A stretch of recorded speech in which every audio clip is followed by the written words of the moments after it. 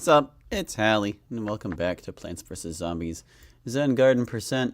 I got my windows arranged the way I need them. I think I'm gonna move it slightly further. Now my cursor, it keeps shrinking because that means it's exiting the window. I probably don't need to worry about that fussing over it that much, but it's okay. We've decided to abandon our survival nonsense.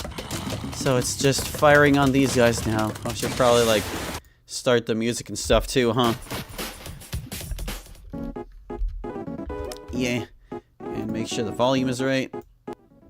There we go. Okay. I need to get my windows arranged though. I'm like super unprepared for everything today. That, then this, then this, then this, then that, then this. Okay. Phew.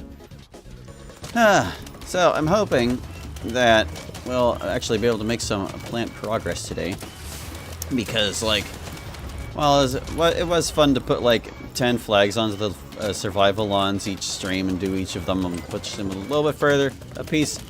It also ate up a lot of time. Like, it was about half an hour for each one, so we were really only spending like half of each stream grinding for plants. So if we really wanted to maximize our chances, now this is how we're doing it. And the goalpost has moved yet again. We are in fact going for 49 plants, but it's actually fewer than it sounds like, because as I outlined last stream, what I'm going to do is we're going to get 3 more tangle kelps, 2 correct facing, 1 incorrect facing. We're going to get 1 correct facing magnet shroom. And that's all we truly like need to fish for, because the final 2 plants, one is going to be a correct facing marigold sprout, and the other is going to just be a correct facing generic sprout. And obviously getting a sprout is a lot easier than getting any specific plant, because every plant starts as a sprout. And looking in Crazy Dave's shop earlier before the stream while I was taking care of plants, it looked like he was only selling marigold sprouts that were facing the correct direction, so we could get it done today. We could get that one right now, I suppose, if we really wanted. Hello, Next Animated 533. Welcome to the stream. Thanks for stopping by. Old school PC games. How old school are we talking? I mean, I guess Plants vs. Zombies counts as old school at this point. It's kind of been a while. But when I think old school, I think like Apogee and crap. Tells you how much of a dinosaur I am. Grew up playing Word Rescue. Gamehouse games. I don't know what those are. Wait, aren't you that guy who just popped in and started spouting random things that one time? You started like listing PVZ mods or something. Goodness, this song has a loud intro. I tried to adjust this game volume to better be proportioned to my voice.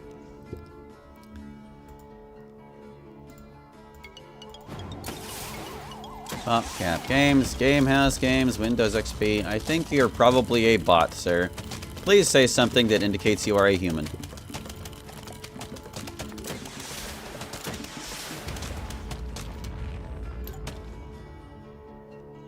Well, anyway, yeah, we're looking for certain plants, and that's perfectly fine. Like here, hold on a second, actually, though. Like, if I go to Dave's shop and I just buy one of these suckers. Yeah, see, I can put that there as our flower pot and just never water it. Hooray! But if we're going to do that, I feel like I should just put it in the wheelbarrow for now. Like, actually, though.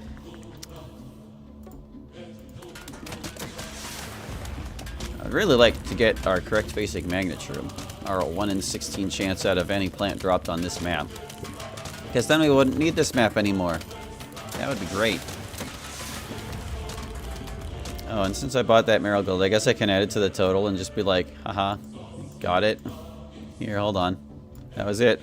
44, 49, look, progress. I was thinking of saving it for like the end of the stream, just in case we didn't make progress, but whatever. There we go. You get the video game back up. I'm still not convinced you aren't a bot guy. Angry Birds Seasons, Angry Birds 3, Angry Birds Space, Angry Birds Star Wars. I think you're a bot and I need to ban you. I'm going to mute you. Chat, respond to me. Hide user on this channel. Put user in timeout. Computer, load things. Why won't you click? Oi. They've been timed out for 5 minutes, I guess. Okay. I don't know why the chat window is being so uncooperative right there. But it was.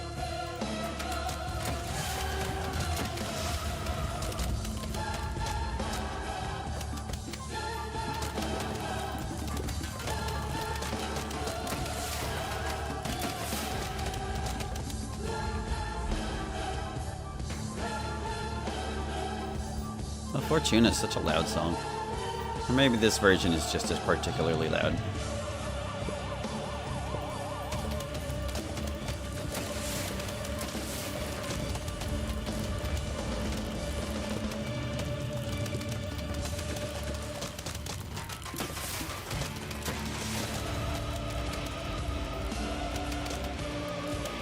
Of course, its loudness is not an issue with its awesomeness.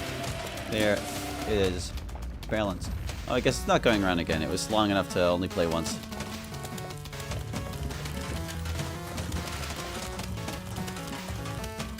Unless it went around twice and I just didn't notice. Whatever. Doesn't matter. So yeah. Looking for plants. Hoping for magnetrum. So we can narrow it down to just tangle kelps. Oi oi oi. I considered just restarting these lawns and just doing new builds and stuff, but I feel like that would just eat up precious time we could be using to grind this out and get it over quicker. And it's not like it's really going to change the content much. Just going to be rambling for a couple hours about whatever. And as it turns out, the only real topic I have to ramble about today is Pokemon cards. So I get to bedazzle you with my neuroticism. Because I just spent my entire Saturday just about logging things on Pokelector, which is a website that lets you keep track of your card progress. I had needed to make an adjustment to how I was handling things there. But in order to understand the nature of the problem and why it needed to be confronted, I need to explain to you a couple things about how I'm handling my collection right now. Okay, so I've got like regular card binders for the main sets themselves, and that's where I keep like the air quotes best version of each card that I have. Like usually that'll be whichever one is the shiniest. Every set or generally has like the ordinary version of the card, and then there's the what's officially referred to as the parallel foil version, but old schoolers would probably know them as reverse hollows. But anyway. If I have a reverse hollow, it usually occupies the spot. And if there's like a special version of a card that's holographic, I'll put it there instead. Like sometimes they'll have like Cosmos hollow versions of regular cards that aren't specifically promo cards. I call them FOMO cards just to distinguish them from the promo set that's always active. And yeah, usually I'll put those in front, but sometimes you'll also have like rare cards that are normally hollow, but have non-hollow variations from like build-in battle boxes or battle decks. And those ones do not get that spot because they're not as shiny, obviously. So, I've got my main set binders, but I also have like these big old backup binders where I keep up to 3 copies of every regular card for use with my deck randomizer. And card variants end up there. So like if I have a parallel foil of a card or a special Cosmos version or something, it'll be in the main binder. And then all other variants plus extras will end up in the backup binders. The main binders are sorted by set in a sane and rational way. But the backup binders are sorted by card color. So like all the grass cards are together, all the fire cards are together, etc. and so forth. They're also sorted by set going backwards. So like the most recent sets are on the top, and they work backward through the ages. Eventually they'll go all the way back to the original base set, but that'll be in like 8 years when I've processed all these cards. But anyway, I've got a pretty solid spread of sets already, and the things have become quite cumbersome. So I needed to revise my approach, because as often as I process cards, which is like 4 times a week, I was flipping through the binders a lot, and that kind of wears out like the sleeves. Even if you're careful about it, it tends to start damaging them, like the little things connecting them to the ring binders will start ripping and stuff, and that's no good for anybody. So it occurred to me, well, maybe I can minimize the damage to my card sleeves by, by moving the active sets to a separate binder. So, like, the active sets include whatever is most recently come out. As of tomorrow, that'll be Chaos Rising, I suppose. And whatever set I've been working through retroactively in the meantime. Which, as it currently stands, is Paradox Rift. Although that one's actually almost done. It would be done, like, this week if Chaos Rising wasn't about to interfere, because I prioritize new sets over old ones. But anyway, I got myself a big old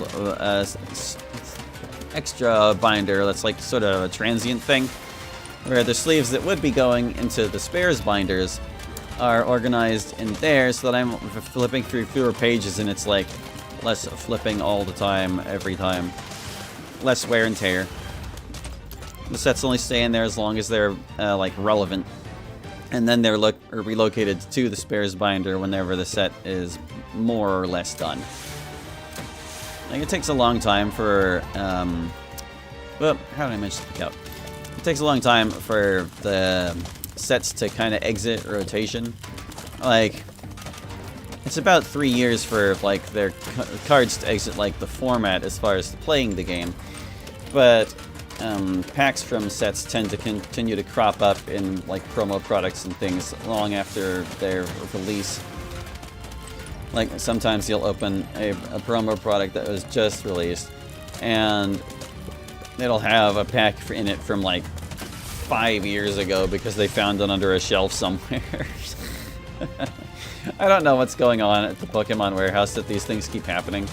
But like, the most egregious example I can recall is like, for Journey Together, they released this little promo product featuring Lily and her Pokemon. And there was like a Lost Origin pack in it. Honest to God. Lost Origin was like toward the end of Gen 8. And Journey Together was toward the end of Gen 9. So like, that's an insane spread of time. But anyway, I'm flipping through a set most frequently whenever I'm first adding packs to it. So like, basically, I'm sorry, I'm like trying to think while I play, and like other things are distracting me too. It's that I just kind of keep it in the transient binder until the main body of packs is gone. Probably until like the next set releases. So like, I've got Perfect Order in there right now, and I actually had Ascended to Heroes as well, since it had sort of a late second wind with the X starter boxes.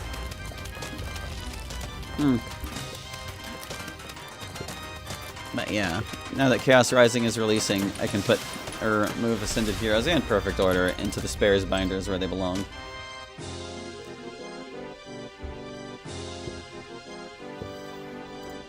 Well, don't need to do that one. This one.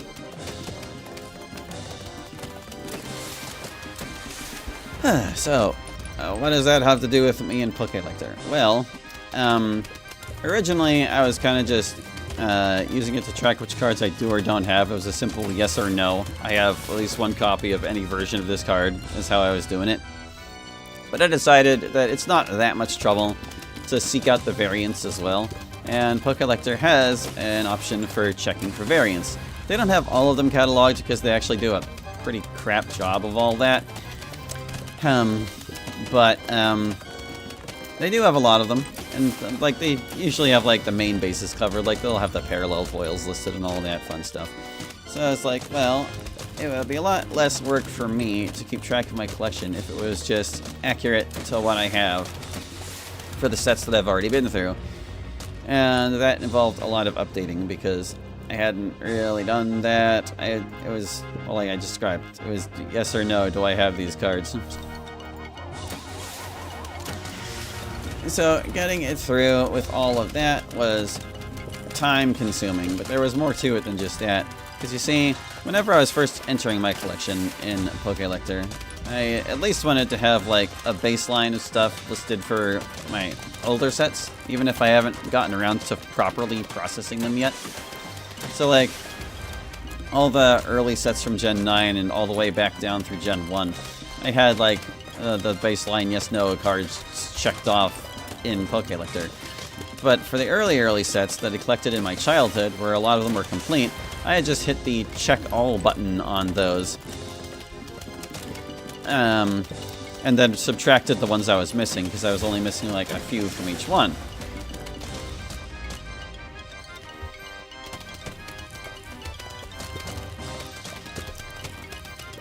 But the problem with the check all button in Pokélector is that it also gives you all the variants, which I definitely don't have from all those sets. So like, if you were to check the check all button on base set, for example, it would give you all the basic cards, and all of the first edition ones, and all of the shadowless ones, and all of the like British release versions of those cards. And I was like, well, that's no good, because and I guess it's like a silly little vanity thing, but I do like to have like the card counter total on Pokélector at least somewhat reflective of the collection. And you just don't get that with all those extra boxes checked. Because like you can have it just check the baseline, or like tick a box to have it check all the variants as well, and it'll tell you how many cards are in your collection and how many more you're missing. Which are up to pretty massive numbers as it currently stands. But anyway, I had to go through all of those old sets and like hit the check none button to undo them all easily, and then recheck the ones I had for all of those. So that was a bit time consuming because there were 3 generations of sets like that. But once I got all of those in, then I had to go into my binders and like use the uncheck all button and just start over to make sure I wasn't missing anything.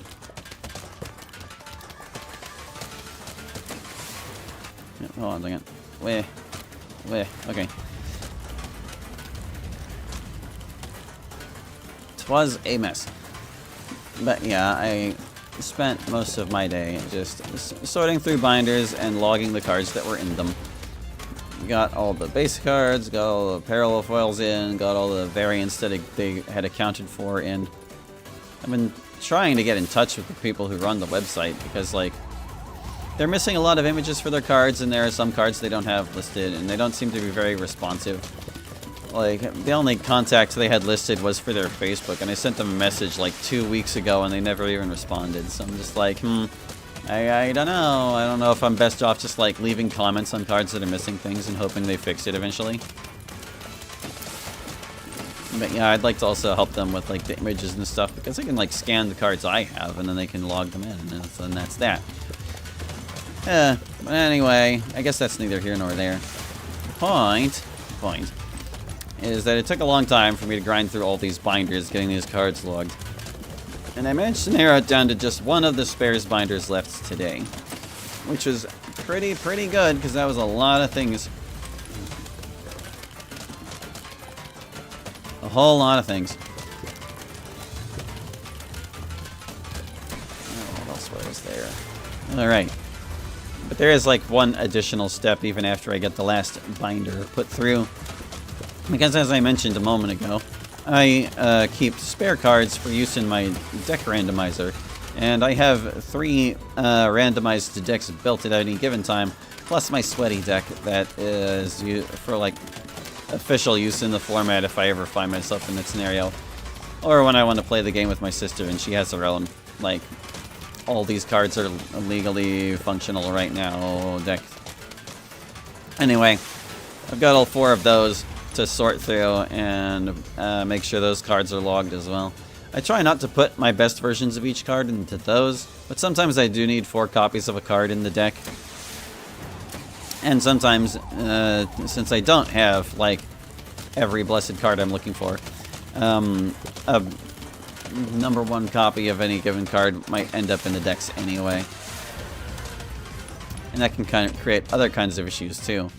Like, for example, in one of the decks right now, there's a regular Kilowattrel from Paldean Fates. My parallel foil copy of that ended up in the deck. Well, in the meantime, I was still processing Fates at the time I had built the deck, so other Kilowattrels ended up coming in after it. And whenever that happens and the best card is out, I'll put the best rival card in the spot turned upside down so I know that it has something in the decks to compete with. So, the problem with that is that sometimes my card excesses don't get filtered out the way they should. Because, like, if I put 3 copies of a card into the decks, and I get more copies of that card, they're just going to occupy the spaces until that deck rotates out. And I correct the discrepancy then by comparing the cards and deciding which ones to keep and which ones to kick.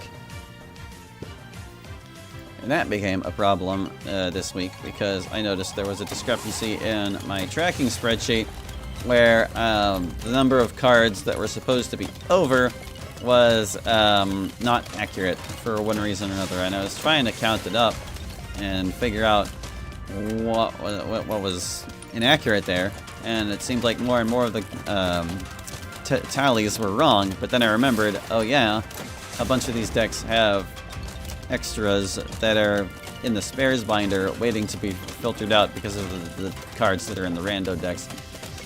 So I get to compare all those too when I'm done with the Poke Elector side of things. It's a big mess. A big mess. I was hoping I could get through it today, but it just wasn't feasible. Because, like, as much as I like Poke Elector, it's not a very good website. It has real issues, TM. Like, they have some of the most invasive advertisements that I have ever seen on any website ever. They, like, crunch in from the sides and bottom and, like, squash the screen, taking up, like, I want to say about 1/3 of its space, which is just insane. And these load every time you pull up a new page. So it can be a little bit of a cumbersome website to work with because, like, the widgets you need to interact with to log your cards, sometimes they don't load in quite as quick, or their loading is delayed because of these super invasive ads, which are relentless. It's kind of gross, honestly.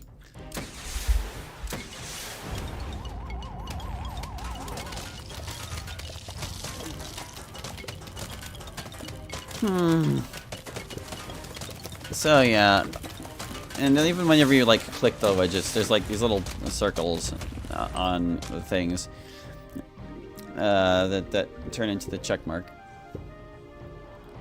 And it takes those, like, a couple seconds to think and register, and, like, you'll know you've got it once the green or check mark icon appears, but that takes a couple seconds. And those couple seconds really add up when you've got, like, literally thousands of cards to log, so I'm hoping the other steps tomorrow won't take quite so much time, especially since I won't have the whole day to sink into it like I did today. Because, as I mentioned, Chaos Rising's pre-release event is tomorrow. I mean, there have been other pre-release events. This just happens to be the one I'm attending.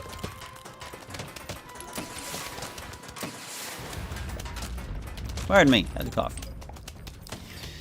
But yeah, so, like, once I've got that last binder logged and I've gone through the decks to make sure those cards are all logged, then I get to go through and filter out all the cards that aren't supposed to be there so I can get accurate tallies to make sure my check or spreadsheet's where it's supposed to be. And then and only then will the cards process be complete and I can move on with things like normal. If it sounds silly and stupid, it really is. But, you know, half the fun of trading card games for me is just fussing with the cards anyway, so it's like, whatever.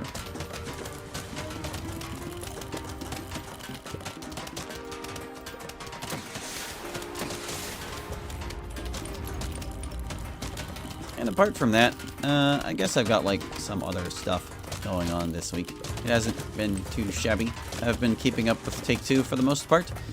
And there isn't a whole lot to report that's different from last time. I've still been working on the Devils, trying to get them updated, giving them magic attacks, making sure they can't use certain attacks if they're stuck in place, making sure they that their attacks will miss if they're blinded. Or that some devils are like actually not affected by blind. Like since Mouthy doesn't have eyes in her head, she's actually immune to blind and cannot contract the status at all. And there may be other devils with that distinction as well. I don't know if I'll have to make a designated type in the code or just like make exceptions for them on the blindness check. There aren't that many attacks the heroes can use that cause blind. I mean, well, there's really only one at the moment, Monica's Chaos Dust. So accepting those devils, if they happen to be the target, is basically how it's currently set up, and probably doesn't need to go much further than that. But yeah, I've narrowed it down to just Sayori's devils right now. Or rather, just Impish at the moment, I think. I think everybody else is done. It's just Impish. Pretty sure. But yeah, once I've got Impish done, ooh, then I can actually like make Yuri's first devil, which is the whole reason I've been doing this in the first place. Because like you encounter Yuri's first devil shortly after recruiting Natsuki. And that's where like Natsuki gets her introduction moves, like in the battle with Yuri's first devil. So I need to make its sprites and its attacks and all of that fun stuff. Hopefully it won't be too big of a deal.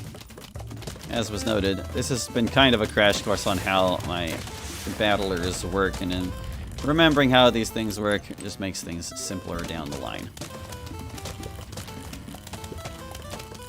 A lot easier to create the attacks when you remember how they all operate.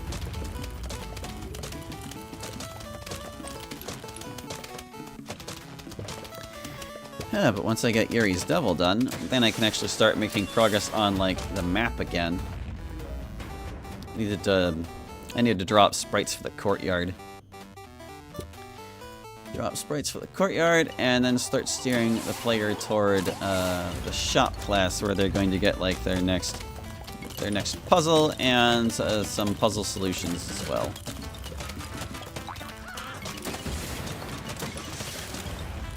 Yeah, I kind of have the progression of the chapter all charted out, or mostly charted out in my mind. It's just a matter of making the resources. Hopefully things will go a little quicker once I can get to that point. It's just a lot. Gotta keep my nose to that grindstone.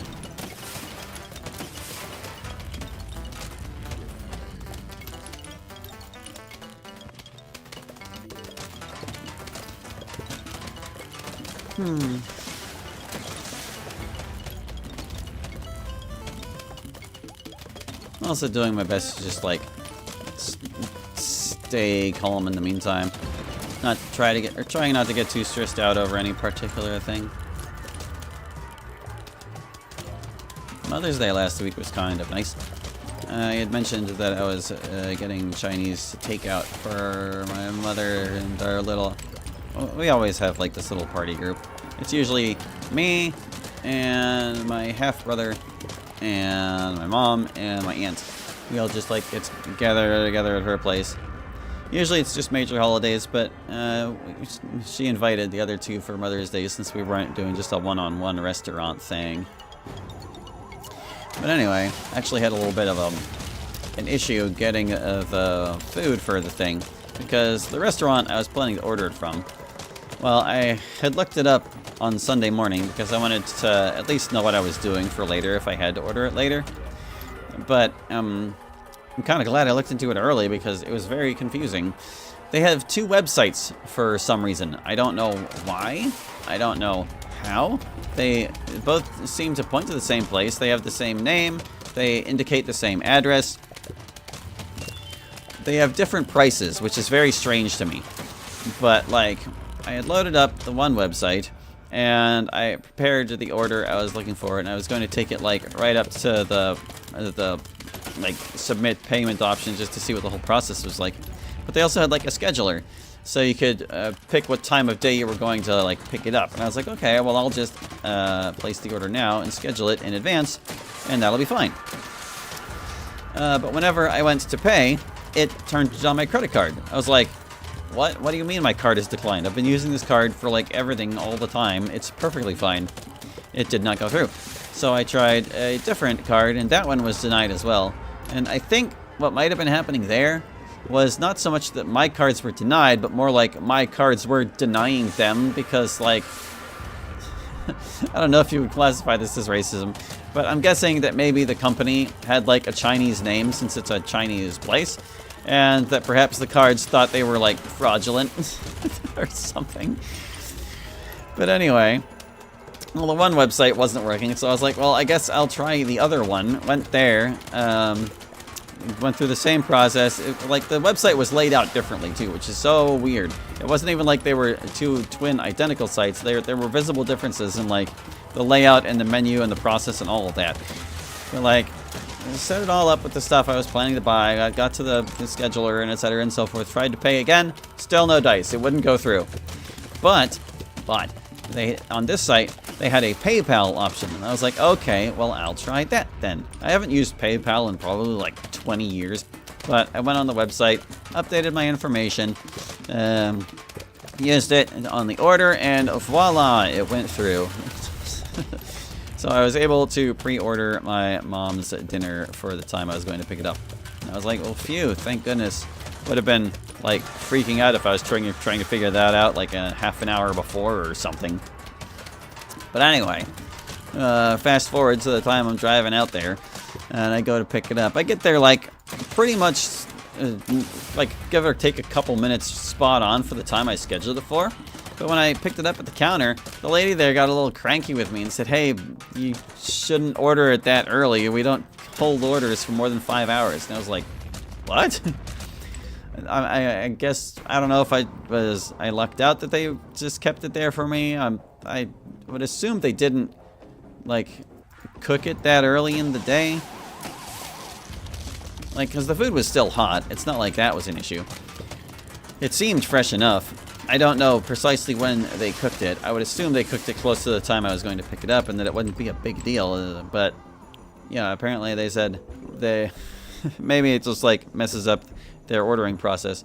But at the same time, it's like, if you can't hold orders for a certain amount of time, then why isn't that like a caveat on the website? Then again, remember, they have two websites, and the prices are different on each one, and they don't accept credit cards because they sound foreign, I guess, or something. Not exactly the first problem there. But anyway, the food, I got it just fine, and it came out just fine, and everyone was quite content with it. There was even enough for leftovers for everybody, so we were all quite satisfied with our meals.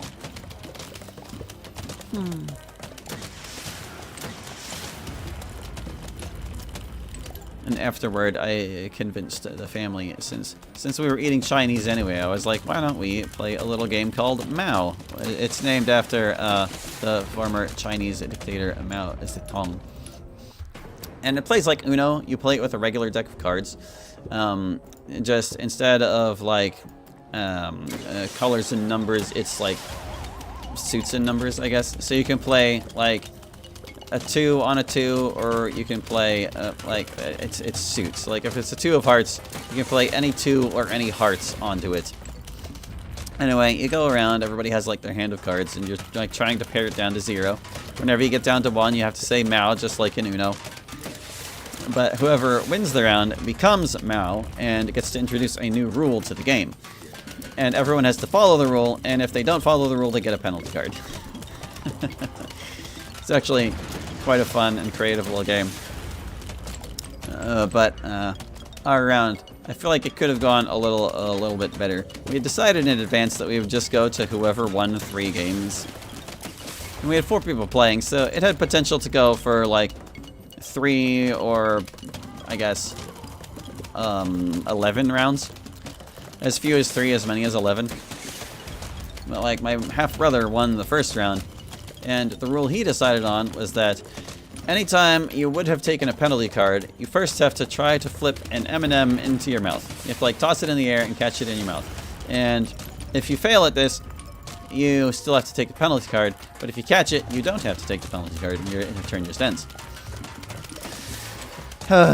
And it was kind of funny, but boy did it get tiresome after a while. Because if you've ever played Uno, you encounter penalty cards with basically the same ratio. So we were constantly flipping M&Ms and like, I wouldn't say we were making a mess. We're all a pretty tidy bunch, actually. We mostly just like tried to keep track of an M&M. Like we would just keep flipping the same one if we didn't get it.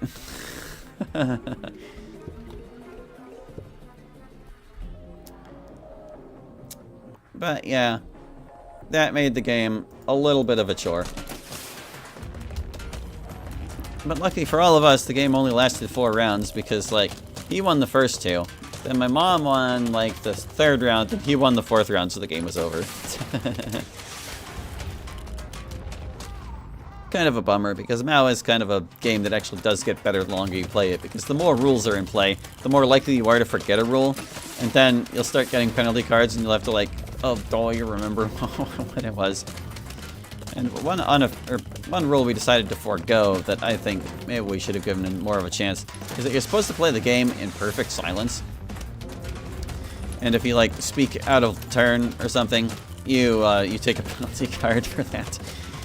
But like part of what makes that rule fun, it sounds like a miserable rule to put in place, but it actually gets quite funny because if someone forgets a rule, you can correct them by handing them a penalty card, and they're not allowed to ask you what rule they broke, because if they open their mouths, they get another penalty card. But yeah, my family is more fond of like table talk than that, so we just didn't go with that rule. And the game can still be effective without it, especially since like you can make rules that allow you to talk in certain ways. Like you could be like, every time someone puts down a 6, they say, "Oh look, a 6." That's a really lame example, but that's just one thing. Having people say things when certain things get played can be a way to get the game to stop being completely silent.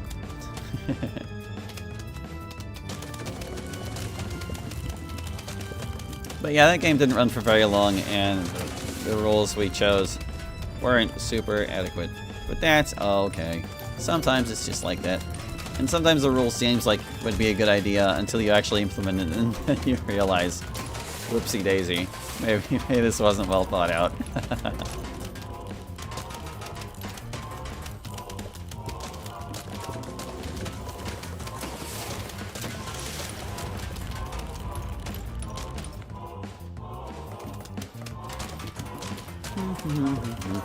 So I don't really have a whole lot else going on this week. It's mostly just been like Take-Two and stuff. Take-Two and Pokemon cards and work and babysitting. That's like my whole life right now. Still trying to get other things moving, but I've still just been like too tired after work to do any Fire Emblem stuff. So that hasn't budged even an inch. Still in the middle of Victory or Death. Haven't touched it for over a week. Not a big deal.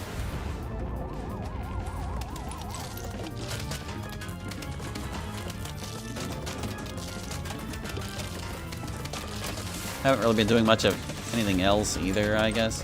Like I said, today it was all about like Pokemon cards. Can't remember what kept me occupied all the other days last week.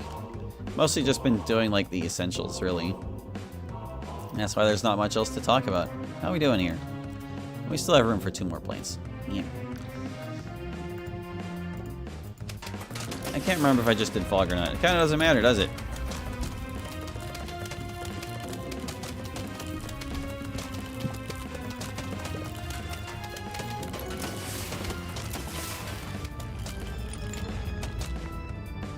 Haven't like set up my new Switch or anything either. Haven't had the need.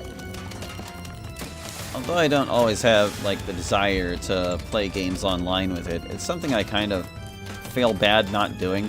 Because although the Nintendo subscription services I'm signed up for are not that costly, They do have non-zero cost, and it's kind of a waste if I don't do anything with them for any given month. Like, I want to say it's only Pokemon Home and the Nintendo Online services that I'm subscribed to. And between the two of them, it works out to about $3 a month, which is like peanuts. Not a problem at all, seriously. But still, it's $3 wasted if I never do anything on the internet with my Switch or whatever. So it feels a bit bad to just let it lag out all the time.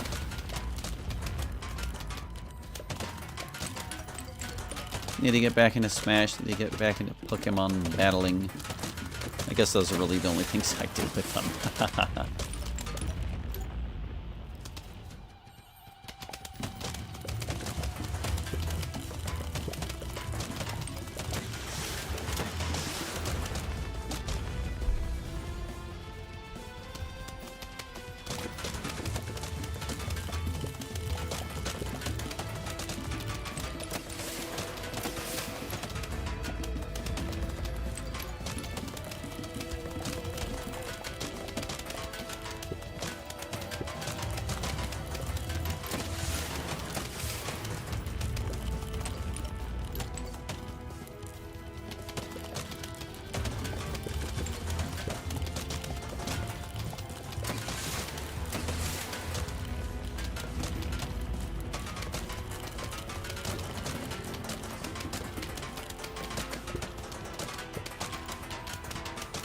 Oh, so I decided that, no, I'm not going to just stream this endlessly until we get all our plants. Given how often these zombies just, like, stonewall us and never drop anything for, like, half hours at a time, I just don't think it'll be feasible. I don't want to be a zombie myself tomorrow either. Plus, I don't have, like, enough material to talk about week to week to fill an hour, let alone however many it would take to get that done. So I guess we're just gonna have to tough it out episode by episode, you know? Yeah, it's a bummer, but it's what we'll have to do. If we make it another 12 parts, we'll have played a year's worth of Plants vs. Zombies, since I do this every other week. It won't have taken that long because I was doing extra streams for it to get it in there in the first place, but that's how long it would have taken, I guess.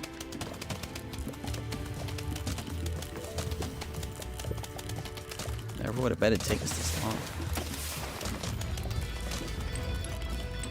But it's not like we've really been dragging our feet much. We probably would have gotten it done sooner if we'd just grinded it out like this early on instead of indulging the endless modes.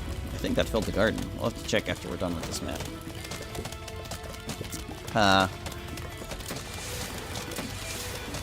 But yeah, I'm still kind of glad we visited them anyway. Like, we saw pretty much everything the game has to offer to you as a player. It's just Squirrel we've left undone. There's some way to access it, I just don't know how. I'm sure I could look it up. It's more cheat engine stuff. Like, you have to activate the limbo page and then put in another code that deactivates the minigame that's in front of it. I want to say it's camping behind the intro button. So, like, if you tried to click on it, you would just get the intro. But there's some trick you can do with the code to make the intro vanish so that you can access Squirrel. And it's some silly minigame where, like, there are walnuts everywhere, and one of them contains a squirrel, and you win by finding the squirrel. Somehow.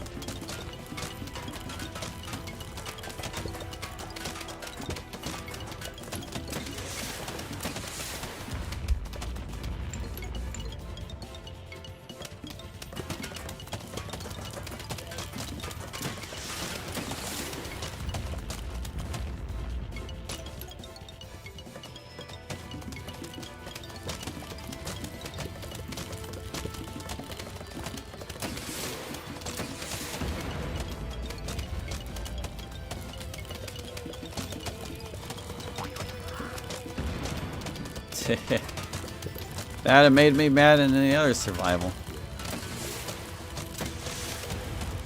Like, I didn't even reach the cattail. I'm surprised we didn't have that happen in any of our survival endless lawns, actually, where a jack exploded here and only took out one gloom. Because that does happen. It usually doesn't happen quite as often. I wonder if it's because I didn't put fume shrooms here and here to kill the jacks quicker.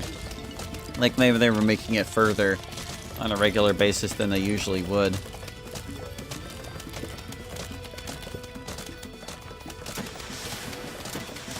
Because in my prior experience, they usually didn't get that far. Like if they didn't blow up here, their chances of blowing up were greatly diminished. Well, let's see. Are any of these what we're looking for?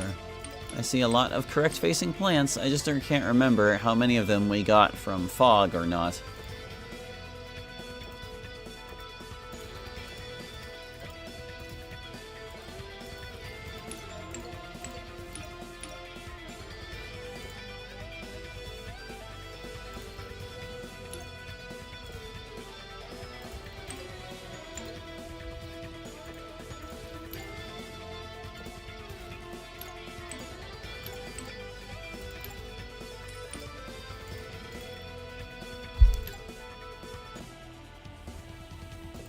This is torchwood. This is pumpkin facing the wrong way. Sorry, pal.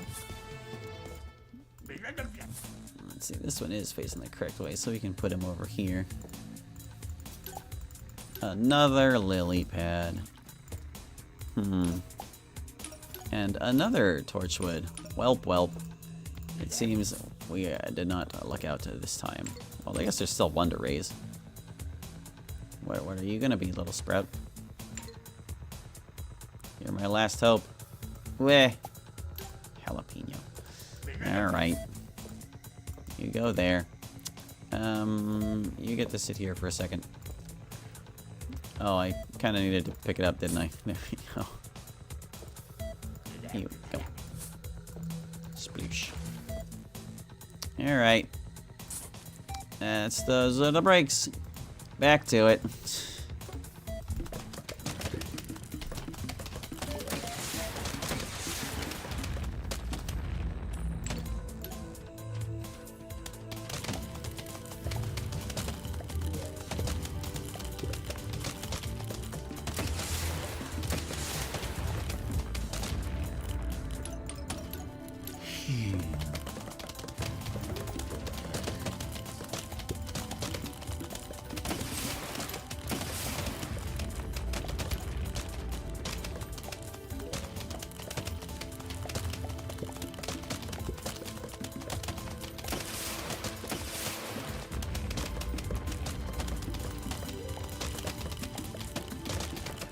Can't remember if I had a train of thought before we found all those plants.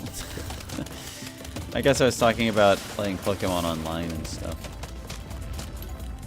Just running down the list of hobbies in my brain. It's like, what else is going on besides nothing? What can I tell you that I didn't already tell you last week?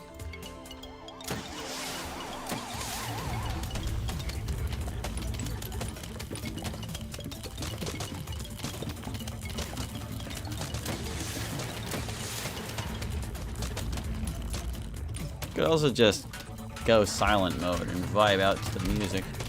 It's part of the reason why I have it running, so I can just enjoy it. I just feel bad leaving you hanging like that to your viewer. But can I really help it if my life is so uneventful? Like, I don't really want to talk about babysitting too much because I don't think that's really appropriate. And that's such a substantial chunk of my time, it's like, bad.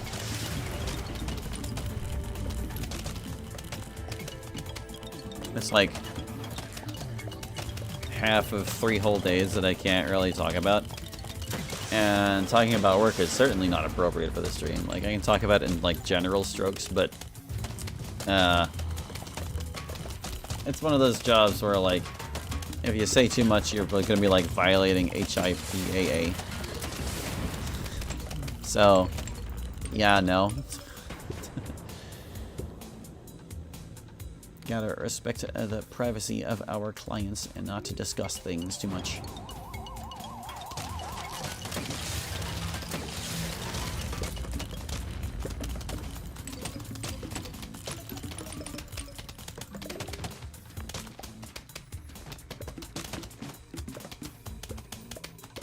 Oh, they're taking so long to die. Maybe I should have fired the cob. Sheesh.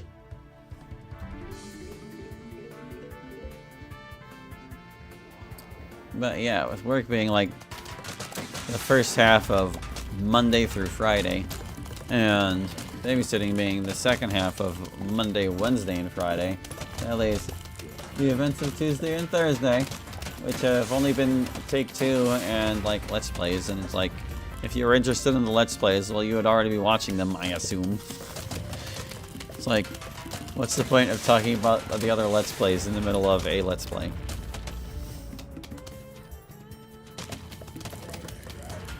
But is it better than rambling about nothing? Huh, good question. Gosh.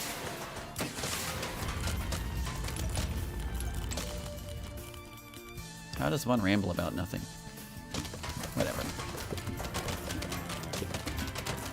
At least Pt.40 is back on track, I guess. I was kind of concerned. I am moderately annoyed that I need to record it on Saturday to continue the Luigi path. And I have no idea how to get through the Waluigi level, or if I even can. Because, like, I don't know if the little blob thing on the right side of Luigi World indicates the mycelium faith, but the left side certainly indicates the Christian faith, because it's a freaking cross. And we're not Christians, so I don't know if we actually can progress down that path, since we are the other religion available in the game. I guess it ended up not mattering for the current session, since we found, like, the tower of illegal activities, and there are more than enough leads off of that to fill the time. And Eligor ate up a bunch of time, too. Surprisingly difficult boss.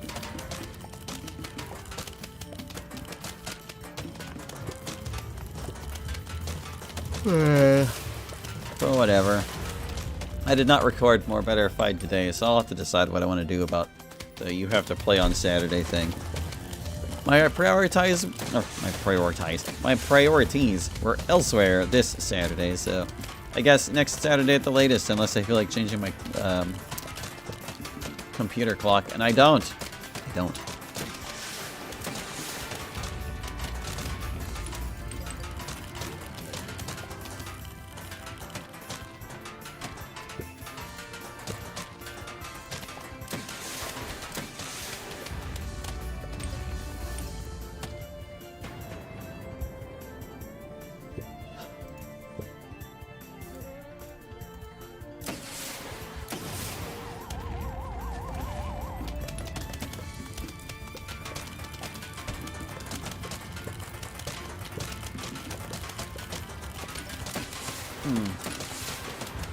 Well, you know, I did say I can talk about work in broad strokes, and as things currently stand, I am slightly caught up.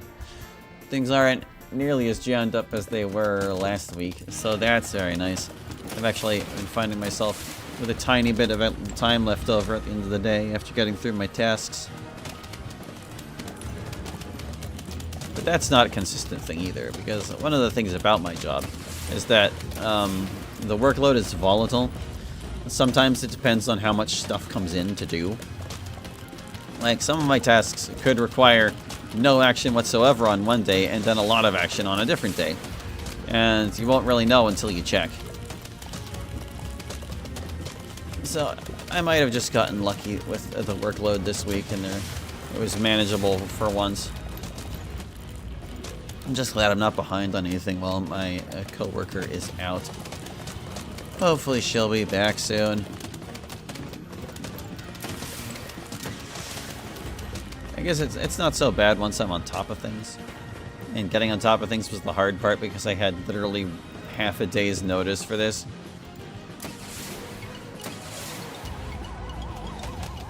Sometimes I wonder if she didn't do that on purpose, because I tend to call off a lot. Like, I've probably mentioned this at some point, but I get a lot of PTO from my job, and I just use it to make as many 3-day weekends as I possibly can. The formula hasn't been working quite as well recently since I help out at my sister's on Friday nights, as well as on Mondays, so that's kind of defeating the whole purpose of a 3-day weekend. But anyway, since I'm using my PTO so often, I accrue it at such a rate that I actually can afford to call off basically every other Friday. So like, if I called off yesterday, I could call it off again 2 weeks from now. Did I fire both those cobs in the same spot? Oh. But anyway, I usually try to give them enough notice that it's not a big deal. But it's also only like a couple days notice generally. And I understand how that could be frustrating. It's usually not a big deal if I take a day off here and there. Most of my duties don't really, they aren't urgent enough to require like that kind of timing. The mail is like the one real big thing. And as long as somebody's available in the office to physically collect and deliver it, that's all that really matters. Other things can afford to wait a little bit if they must.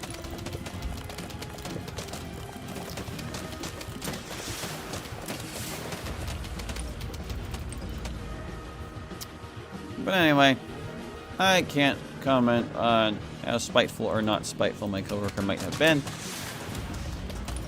All I know is they really didn't tell me until it just happened to come up.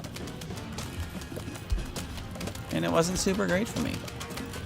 But I'm back where I should be. And everything that needs to be getting done is getting done. And I'm staying on top of it.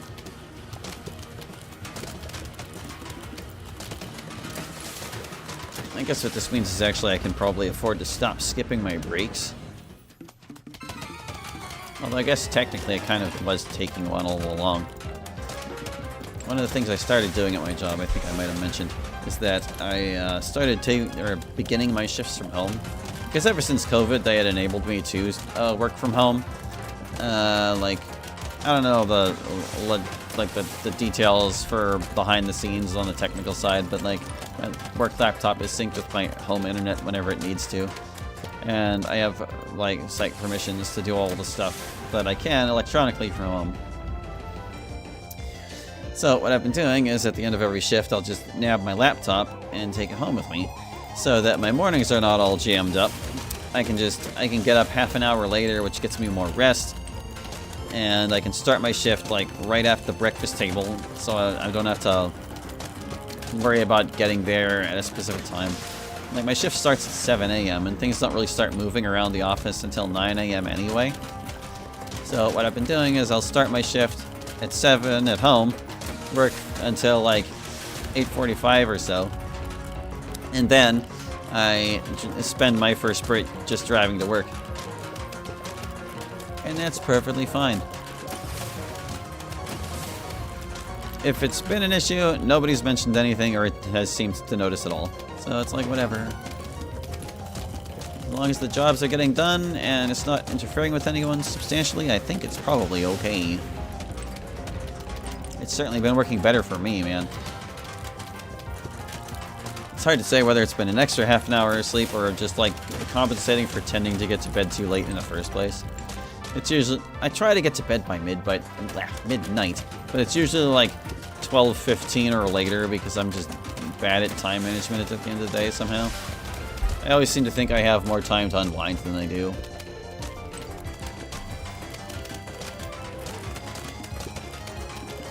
I guess that's neither here nor there. The point is, with me being on top of my tasks the way I should be, maybe I can afford to spend a half an hour reading for my lunch break and take another little 15-minute break before the end of my shift.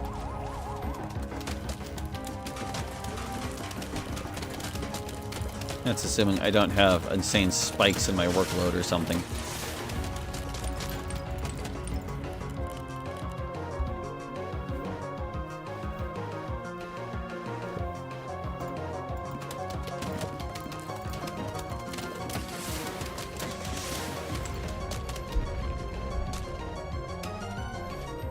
heard like some buzzing on the song and thought it was my phone.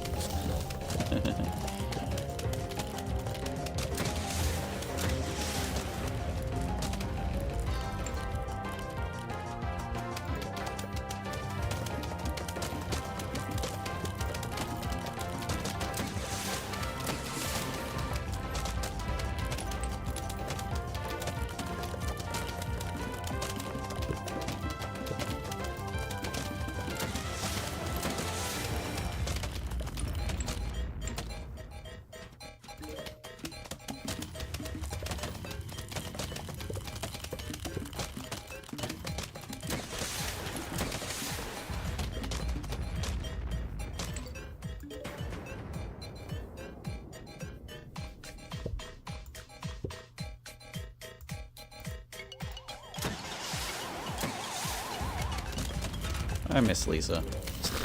That's the only thought I have to share. I'm still not sure what the next run is going to be. In my brain, the logical follow to a genocide run is a pacifist run, but I know the pacifist run is going to be significantly harder. So I'm pretty sure there are more than a few runs in between those two. Because whenever I was like concocting the challenge runs I wanted to do of Lisa, I tried to organize them by how difficult I predicted they would be.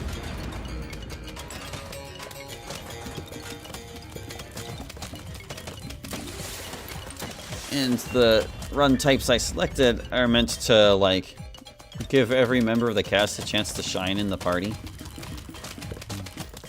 Because it's a big roster of playable characters, and there are like 30 of them you can recruit, so I was like, well, that's at least 10 runs of the game right there, Brad plus 3 companions. But I also wanted to do like a Brad only run, because that is theoretically possible and probably really difficult. I also wanted to do an Iron Man, but I guess we kind of already did. Did I Iron Man Lisa? No, not really.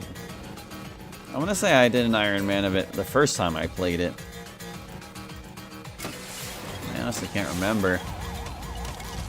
They're also a lot less thrilling than one might expect, because you only really lose people in Lisa if you get unlucky. It's like, there are a lot of enemies that have fatal moves, but they use them at such a low frequency that, like, if you're responsible about stunning them and keeping them locked down and defeating them quickly, you're really not likely to see people die, even against tough targets like Satan.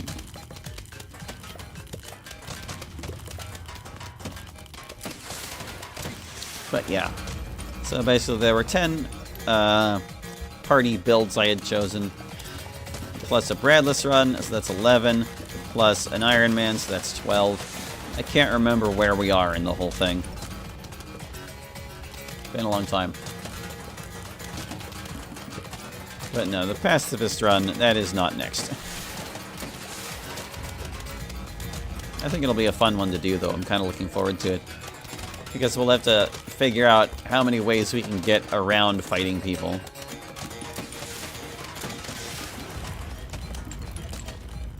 And see if there are, like, peaceful or subterfuge means we can use to avoid killing them. There are probably some actions we can't take, like we won't be able to visit Factory Town at all. Or if we do, I guess we'll just have to give the Rhodes Scholars all our mags. I suppose that is the peaceful outcome.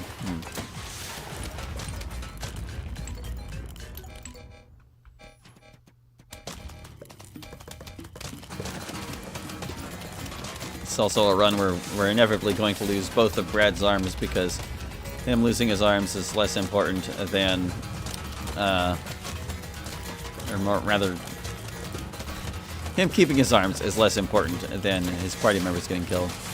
Although I guess you can keep one arm if you cough up, like, everything you own to Buzzo the second time.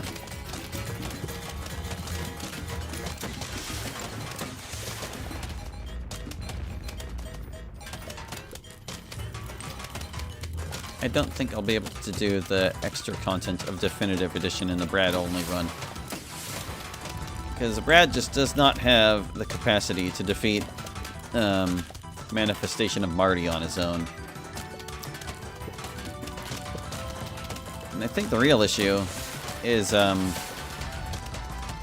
it's the blood mirror characters eventually, because it all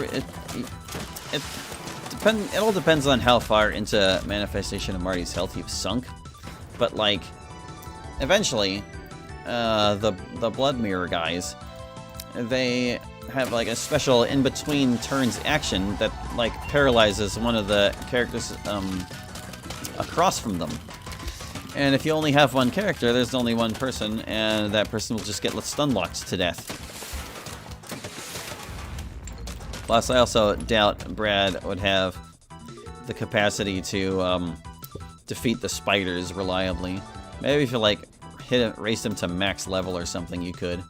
We still need 3 more plants. Okay. New pool again.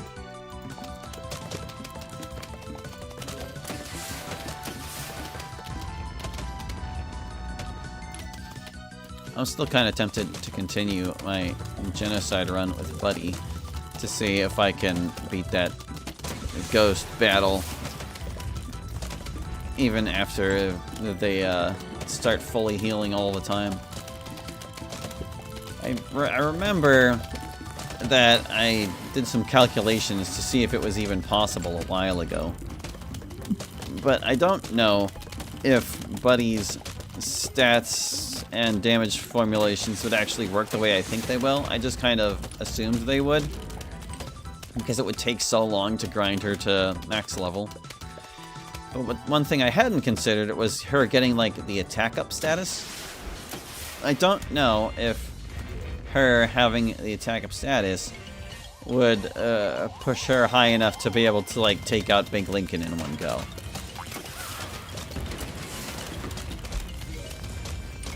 Or any of the lesser guys. Because I think the total she needs to hit in one turn is like 46,000 or something, which is a lot. But the attack up status is technically something she can get, because if she uses roll the dice, she could randomly be assigned it. And man, that would be so tedious. Because there are a lot of statuses for it to choose from, and it's very unlikely to pick that one.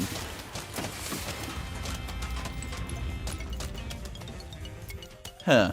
But it makes me curious, because I don't remember how much that status buffs your attack, or how much it would impact, like, the damage she could do.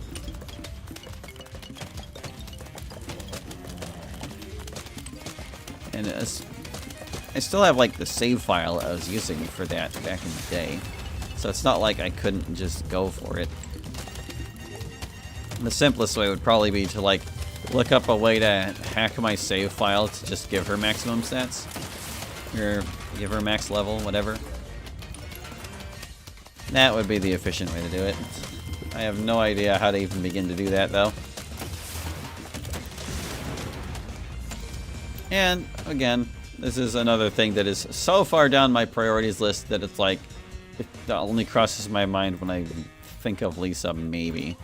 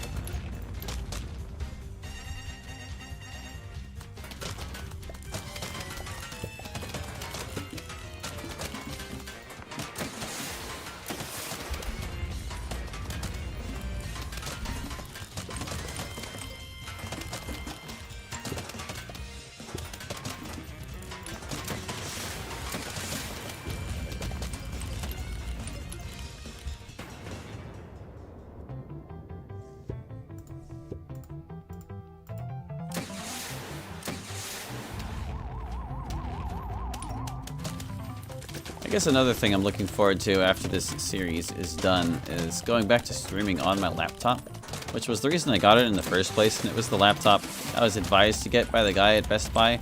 But, you know, I'm not sure the guy at Best Buy was actually the best person to ask for such a thing.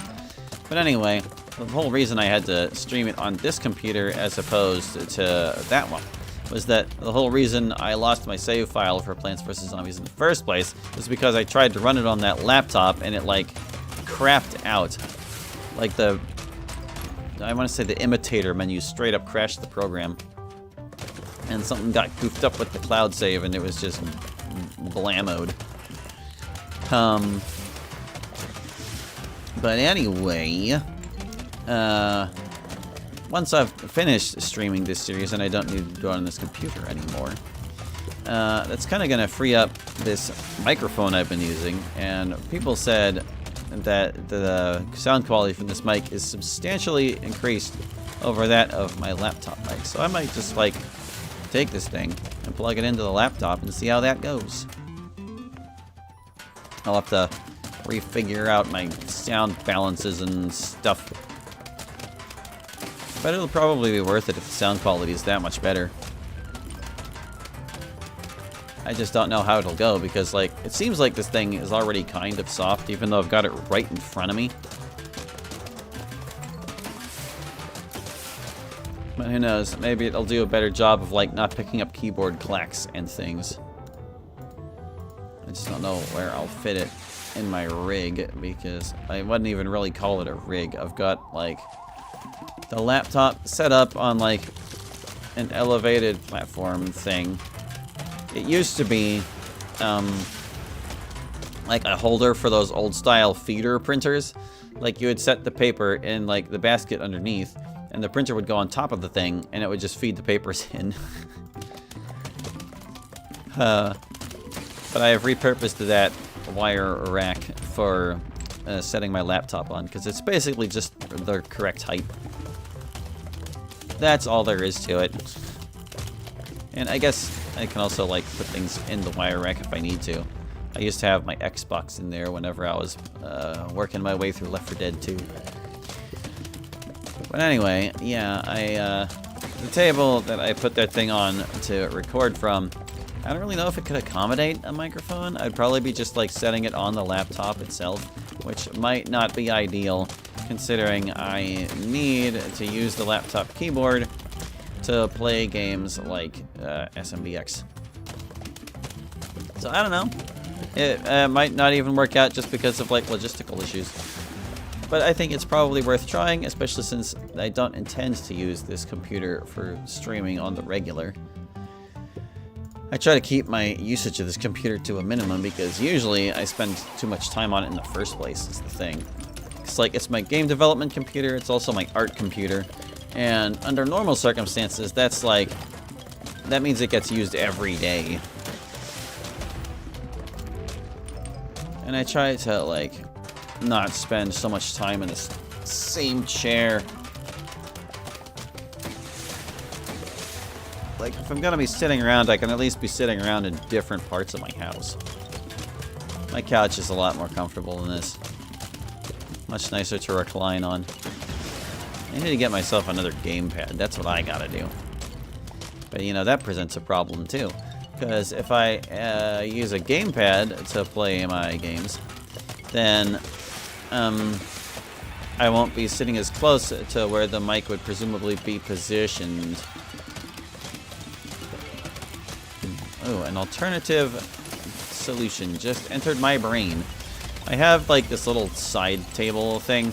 It's like, it unfolds and you can put it wherever. Like a folding chair, except it's a table. Anyway, that thing is, like, tall enough and narrow enough that I could probably sneak it between the laptop and me on the couch. And while that wouldn't work for SMBX, because, again, I need to access the keyboard to play that, it would work for DDLC, at least. Because DDLC, I just use my remote control mouse, and that's no trouble at all.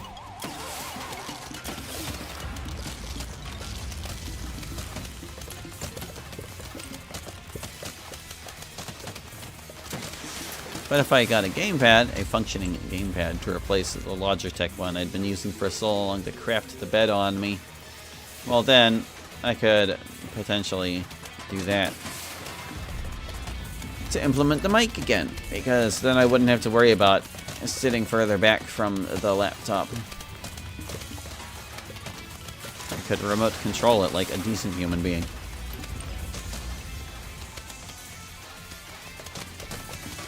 Like wired controllers? What is this? The 90s?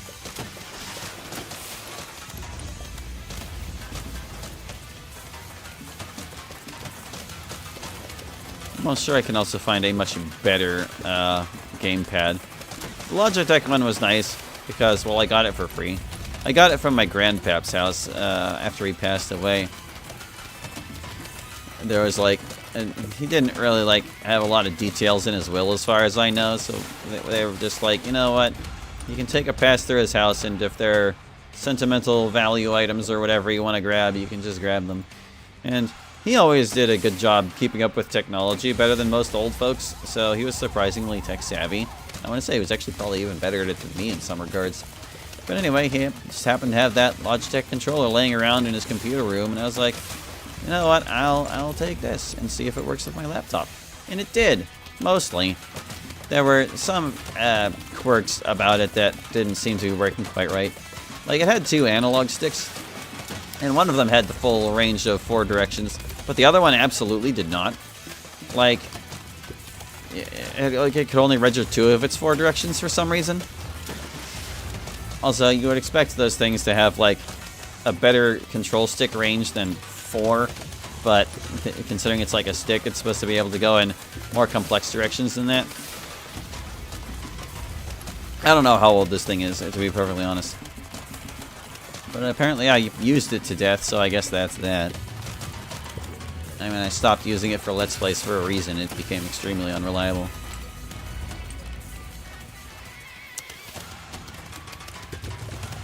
But anyway, yeah, I'm sure like a modern gamepad would be significantly more sophisticated and easier to work with.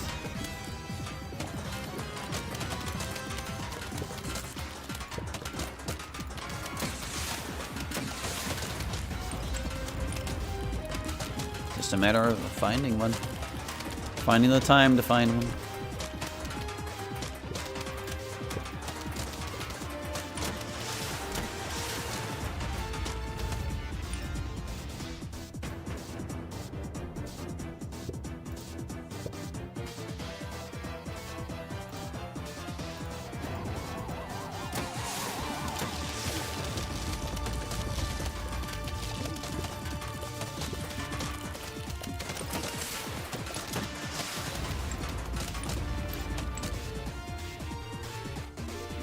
We still at like 3 gaps in our thing. Yeah. Still 3 gaps. Keep going.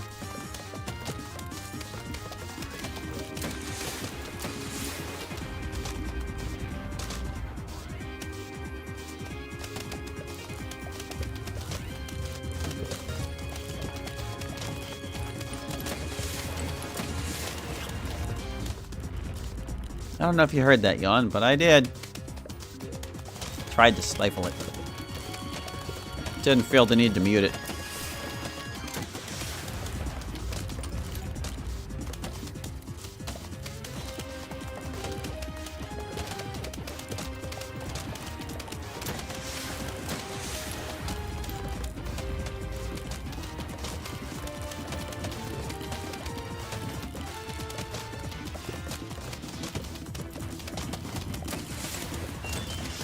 Plant.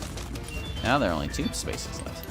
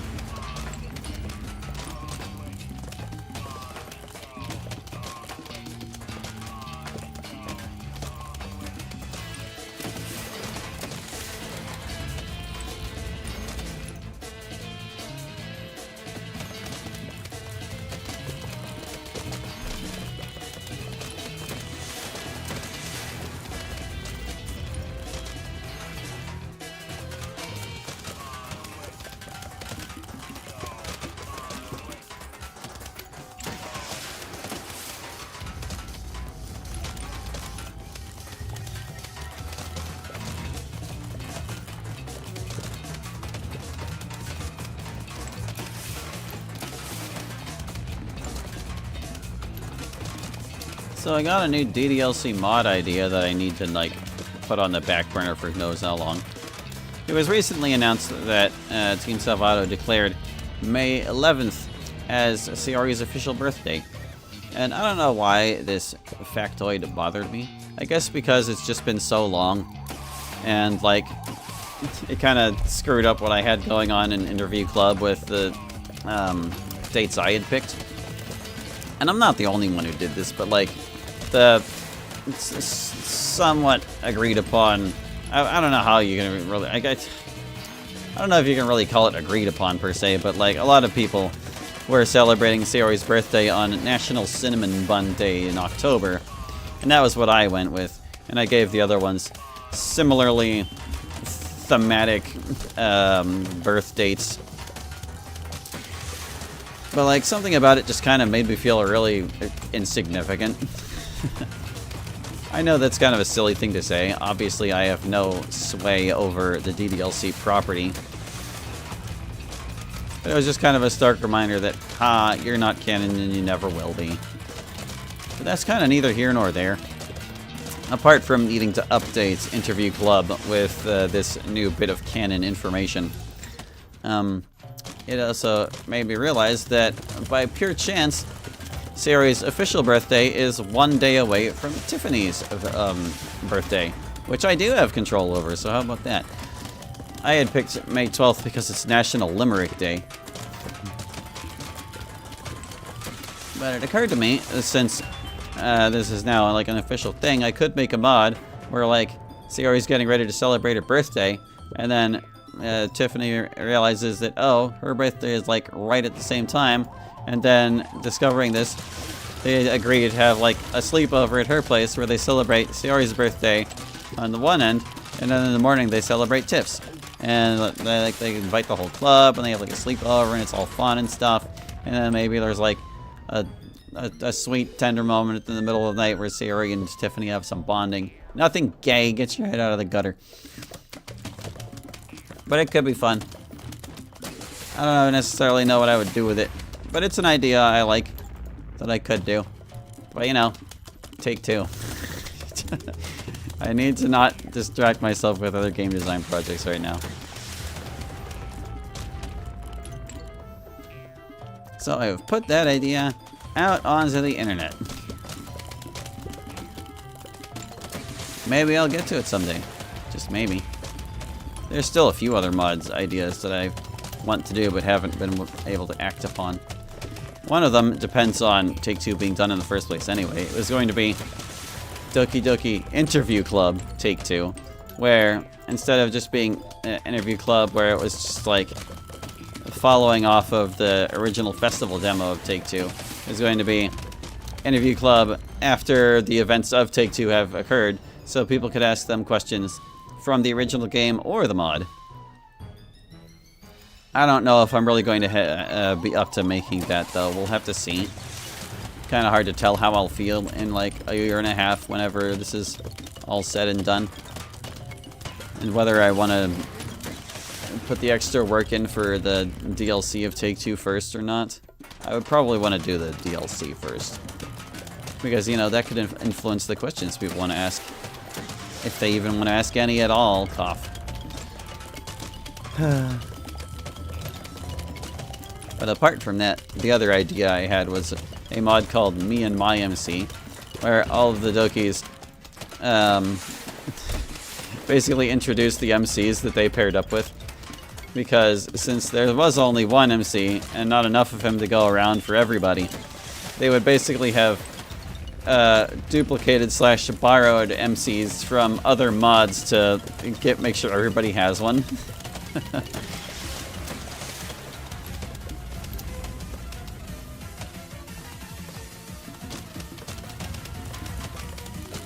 And that's the one idea I like and think would be fun to do, but that's another one that I feel would be best done after Take-Two, because I wanted to include Tiffany and Shiro and that whole sequence as well.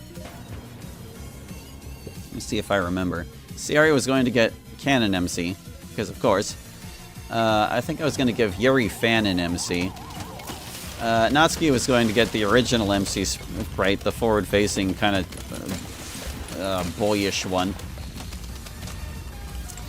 Monica was going to get the MC sprite made by Yagamarai that never took off. I was going to give Chad to Tiffany. Shira was going to get Femsi. And I think that was everybody, wasn't it? Yeah, that was all 7 of them. Just a fun little idea. But Monica's segment would have, like, sort of a bittersweet tone to it because, like, this would be her basically giving up on her relationship with the player. Admitting that, like, it's not going to happen. It can't really be feasible. So I've got a guy on my end who I can actually interact with and have a proper relationship with. That was going to be, like, the crux of the mod's admittedly minimal plot. It was never going to be anything involved. I'm going to buy some poop for you.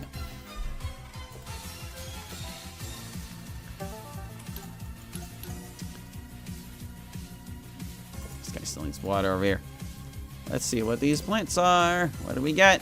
Magnet. Oh. Magnet. I mean, you're facing the wrong way. Eh. Game continues to hate me, clearly. Sigh. That was crap. Alright, well, first of all, these torchwoods get the heck out of here. Goodbye. Put this down, pick this up.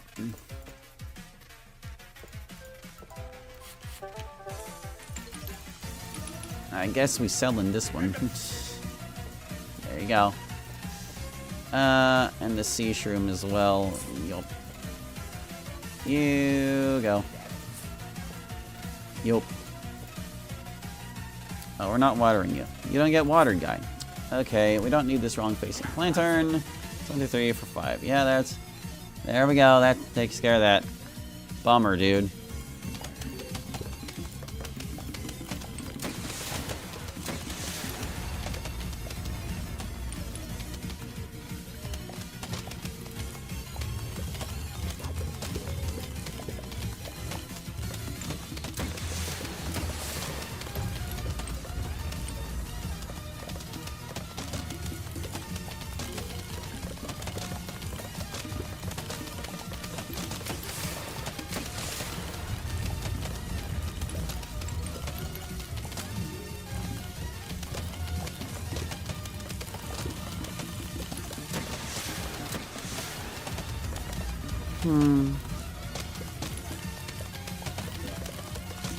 I guess the only real concern I have for Take 2, which is something I've largely gotten over at this point, is that I just worry that making it will basically be for naught.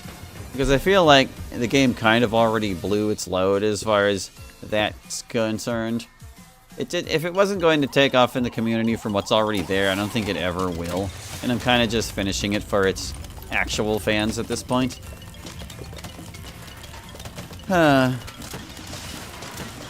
But I guess there's, like, a chance it could still get someplace.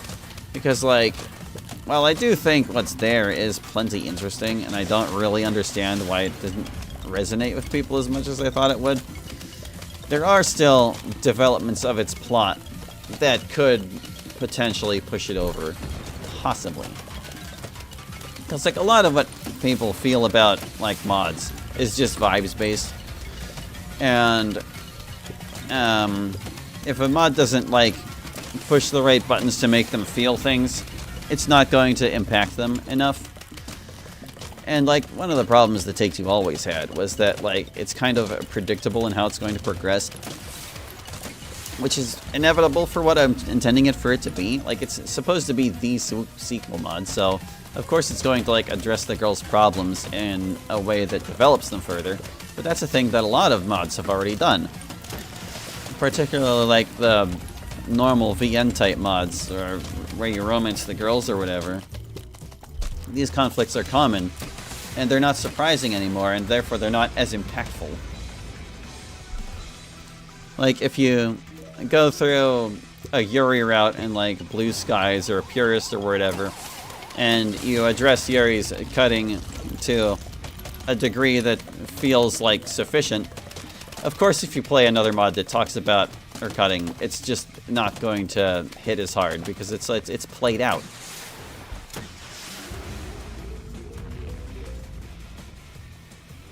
But it's like a catch-22 that's just like built into the premise. It's like, okay, yeah, we're going to do more with the characters like that, but other mods will have done it already and differently and maybe better, or at least more emotionally impactfully, because admittedly I'm not real big on drama, so my takes on these things were always going to be less extreme and therefore less notable to the community.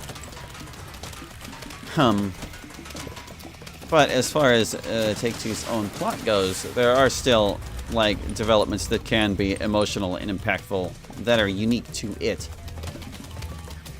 And I'm kind of hoping those will be its saving grace, because it doesn't look like anything else is going to really get it there.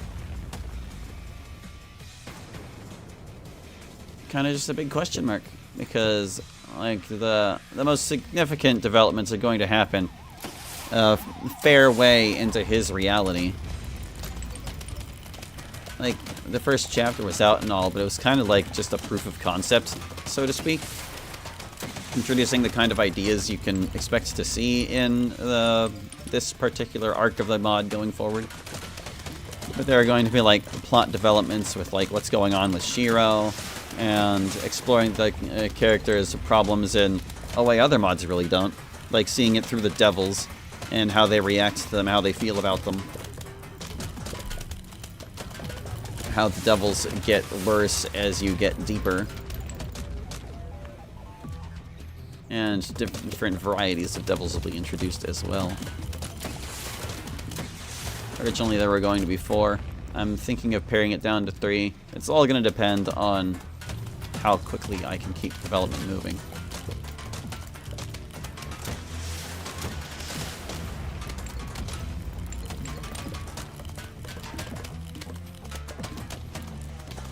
I'll just have to think over my ideas and decide whether they're worth keeping or scrapping, I suppose.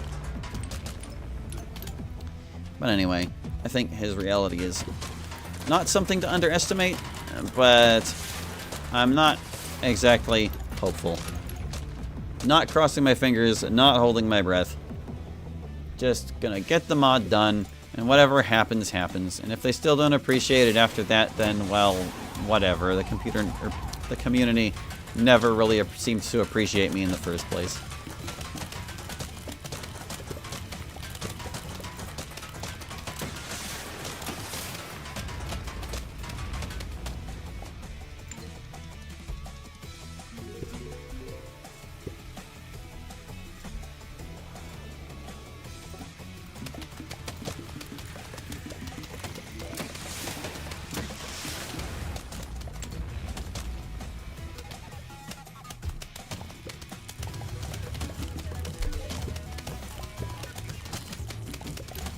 Now for something completely different. Here's a topic you probably wouldn't have expected me to talk about, or maybe I shouldn't talk about at all.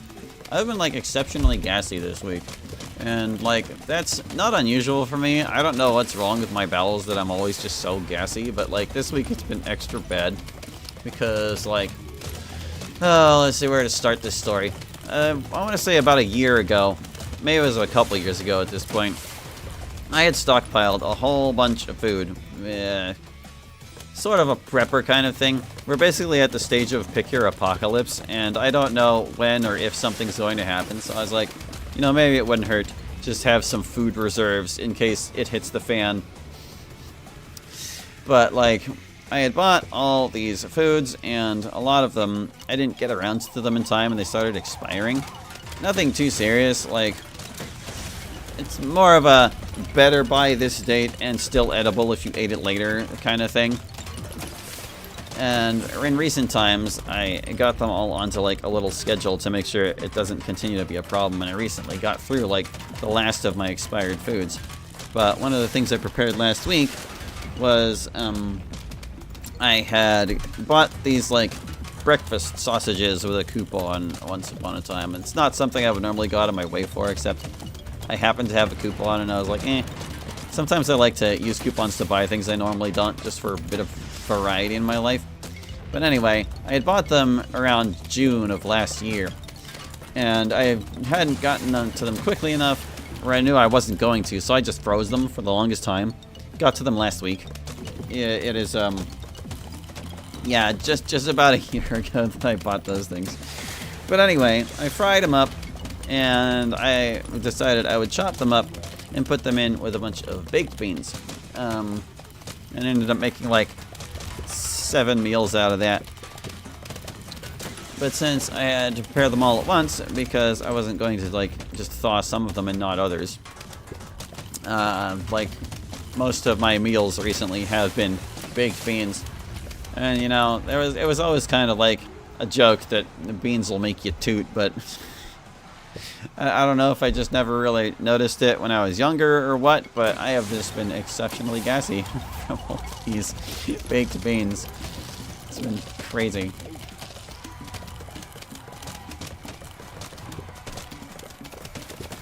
It can happen to you. If you eat beans with intense frequency, you will experience gas. There you go. That's what I talked about with 20 minutes left in the stream. Oh, goodness.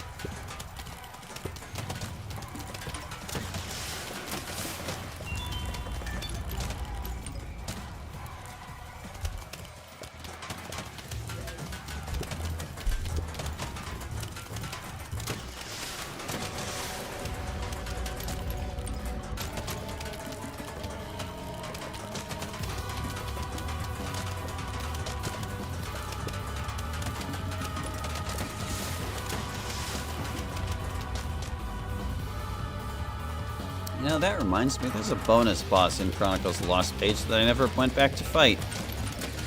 I should do that in an extra episode sometime. I also never finished Great Gun Gauntlet. Good grief. I just kind of left the stream series at, well, we off-screen beat the final map by technicality. It's something I've been meaning to record on my own, and it just always escapes me. I never remember. I've been distracted with so many other things.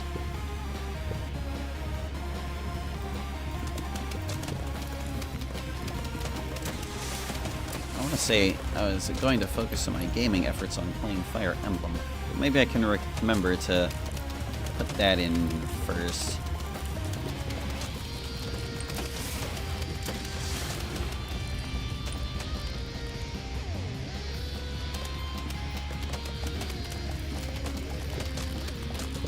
Kind of hoping that I I won't have to run the game on potato quality when I'm not streaming it. Like, that extra measure of strain will be lifted and I can just play it normally while listening to music and recording.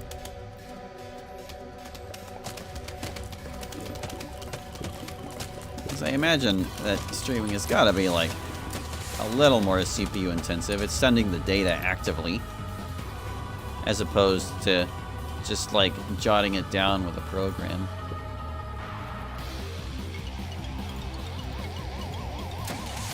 But I don't know how computers work. It's all freaking magic to me, so.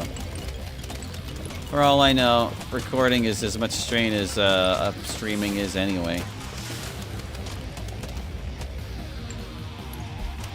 Or maybe it's more strain because the computer has to do it instead of the website.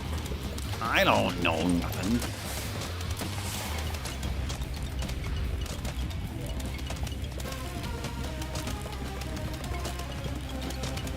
I guess I'll, well, I was gonna say, I guess I'll record it on this computer if the other computer can't handle it. But I remember the reason I didn't move it to this computer in the first place is because I would lose all my progress. I should remind the developer of that game that it exists so he can check out the stream series.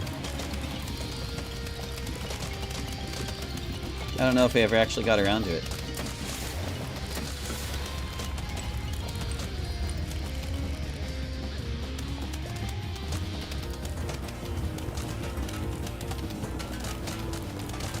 Or maybe I'll resume the stream series so that he can watch me play it live, since he didn't find out I was doing it until, like, way after the fact.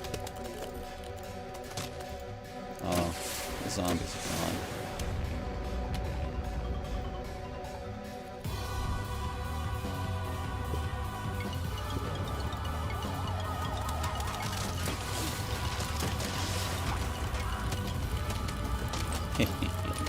Oh, it's so satisfying to deny a jack.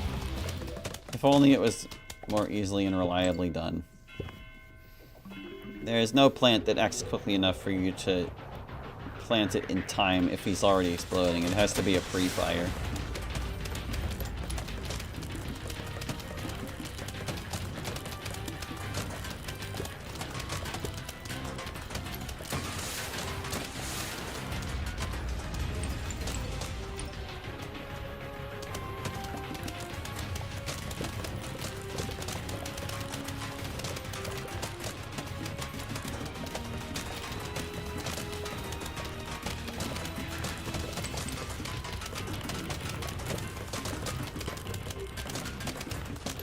Oh, I was wondering what was taking my cob so long. There are two of them ready to go. I'll just didn't fire them.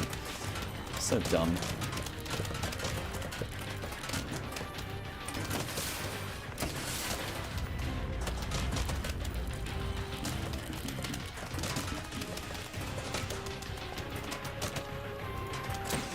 Hopefully I fired those in time.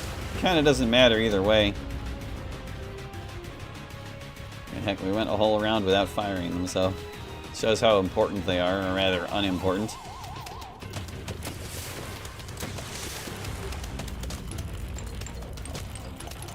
Man, we're gonna go an entire other stream with no progress except for the plant I bought from Dave, aren't we?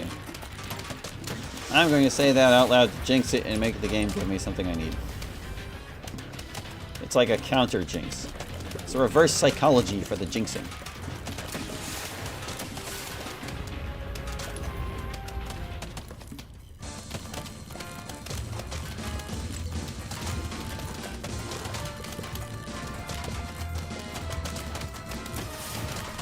Man, I wish the author of the Cerebral Symphony was able to help me figure out where this song came from, because I really like it. It's quite an interesting song.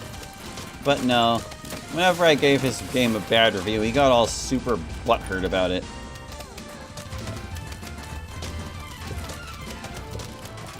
I was actually quite childish about the whole thing.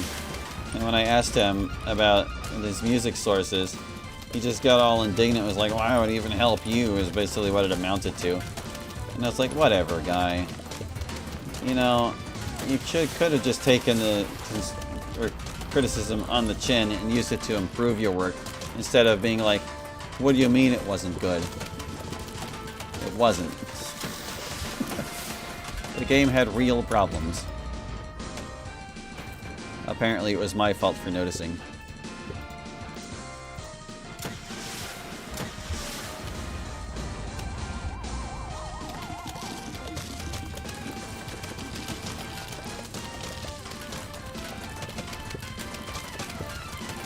It's not like I thought the game's, like, premise per se was bad. In fact, I generally think most premises can work. You just gotta figure out how best to implement them. And that game had real implementation problems.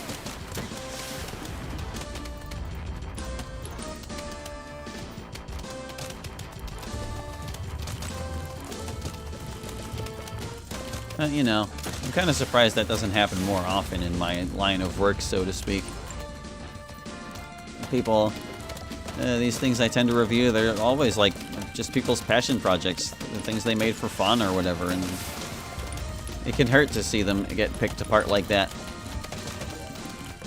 Especially whenever there are a lot of things to criticize. But that's also kind of what separates the wheat from the chaff. Like, the people who are able to take the criticism are able to use it to improve their future work, or possibly revise their existing work into something more solid. And the people who can't, well, they get mad and crash out. And then they don't learn anything.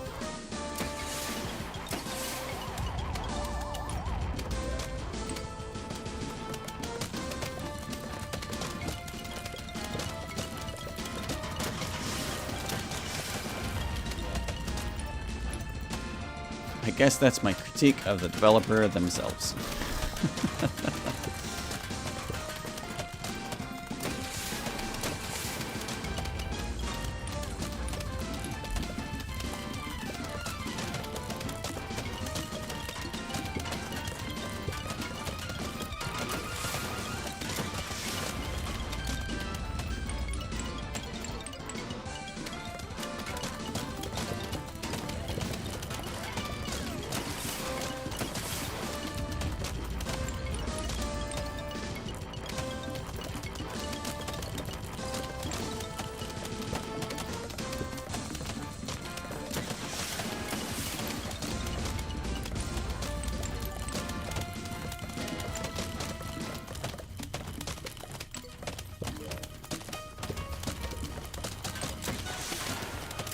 Now, this song I didn't need any help figuring out where it came from.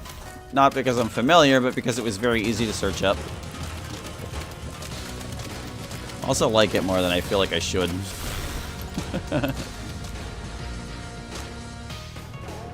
Like, this is the kind of song I would classify as edgelord, but I don't know. It just kind of kicks.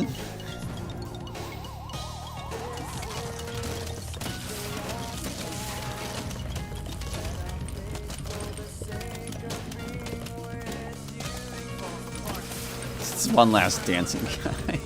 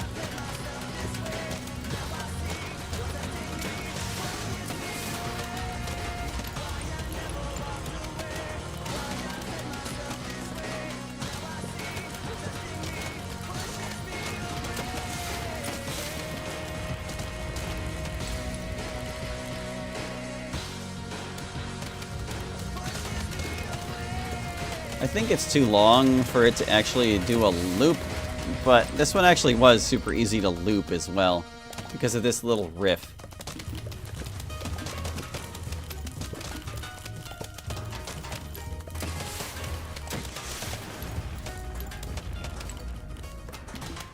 Yep, there it goes.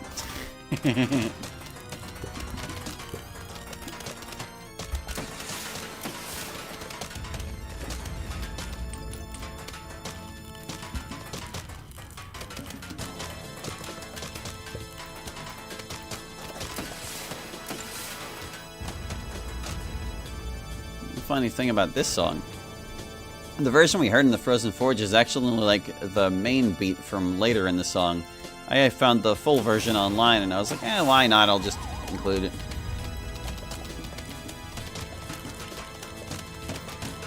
Yeah, there's like a beat drop midway through this, and that was what they used for the final battle of Mario and the Frozen Forge.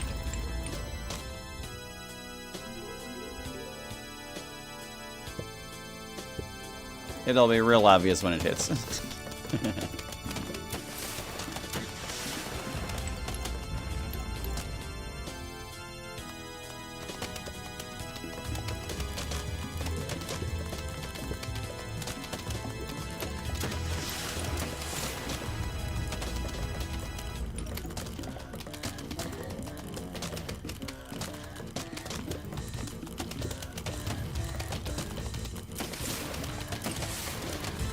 There.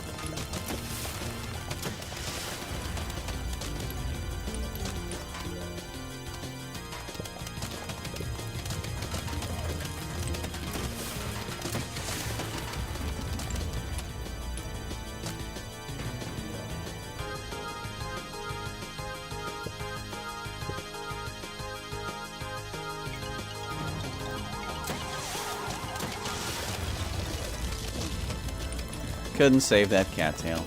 How sad. I think we'll be checking the garden after this and call it.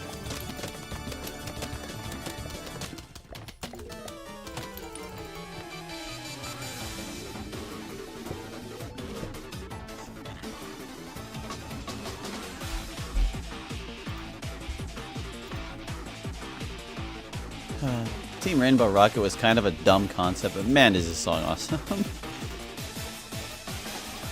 So we've got 2 more plants to check here. Okay. Oh, you need to grow, do you? Here, have some poo.